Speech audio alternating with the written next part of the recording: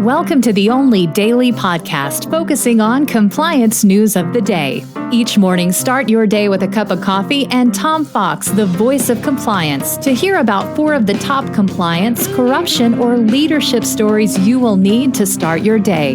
The Daily Compliance News is a production of the Compliance Podcast Network. First, a word from this month's sponsor, Ethico. If you're a compliance officer, middle managers are crucial in getting your programs from you to your frontline employees. But how do we activate those managers and get them on our side? Ethico's new Middle Manager Toolkit equips you with the skills needed to empower your managers, to promote a culture where ethical behavior thrives and employees feel empowered to speak up. Learn how to turn frontline managers into ethical leaders with our new white paper, Empowering Middle Managers as Ethics Champions. And did I mention you can get the whole toolkit for free? Head to ethico.com to download the full toolkit today. Also, if you are looking for something new and different for the upcoming Compliance Week celebration in November, check out The Compliance Kids.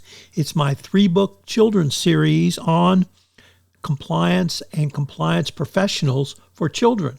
But they make great gifts and great training tools for your employees. You can check it out on Amazon.com. We've linked to it in the show notes. The Daily Compliance News for October 9, 2024, the SEC edition. And we begin with that story from the Financial Times, which reports that Crypto.com has sued the SEC for allegedly overstepping its authority after the crypto exchange said it faced a lawsuit from the SEC for potentially selling unregistered tokens. Gee, crypto and unregistered token? Who would have ever thought of that? The Singapore-based exchange said it received a Wells notice, and it sued the SEC, saying it can't regulate unregistered securities. Wonder how that's going to go. Oh, well, I guess that's the newest tactic. Sue the regulator. In just a terrible case of police corruption, former Houston police officer Gerald Goings was sentenced to 60 years in prison for the killings of 2 people after he corruptly and fraudulently got a search warrant for their house and then opened fire on them after they opened fire. That the police busted down their door on a no-knock raid. This was just a terrible crime.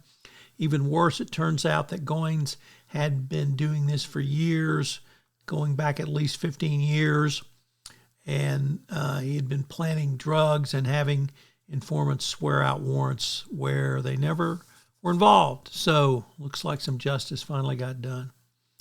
From the Wall Street Journal, things are getting worse and worse and worse and worse and worse for New York Mayor Eric Adams, as his top aide has been accused and indicted for destroying evidence and pushing witnesses to lie to law enforcement officials investigating the alleged corruption of the New York mayor.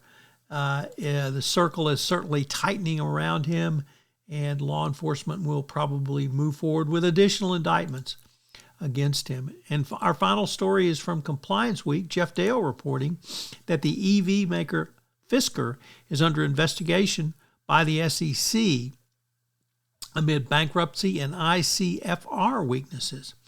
The SEC objected with the company's bankruptcy plan because it doesn't adequately preserve the SEC's police and regulatory power with respect to pending investigations.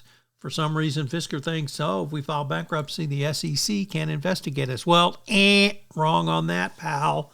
It doesn't suspend criminal investigations. So yet another EV maker who is under investigation for false claims.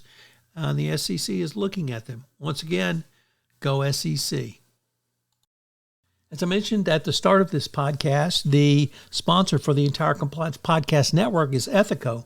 Well, Ethico has a great new offering this month for you, a toolkit for middle managers. This is something that you, as the compliance professional, can use to move your compliance program forward by giving middle managers the skills necessary to answer a call for speak up or when someone comes in their office and raises a concern. I can't think of a tool that will be more valuable for you in the current era of enforcement. The Daily Compliance News is a production of the Compliance Podcast Network and a proud member of C-Suite Radio. Thanks so much for listening. I hope you'll join me again tomorrow.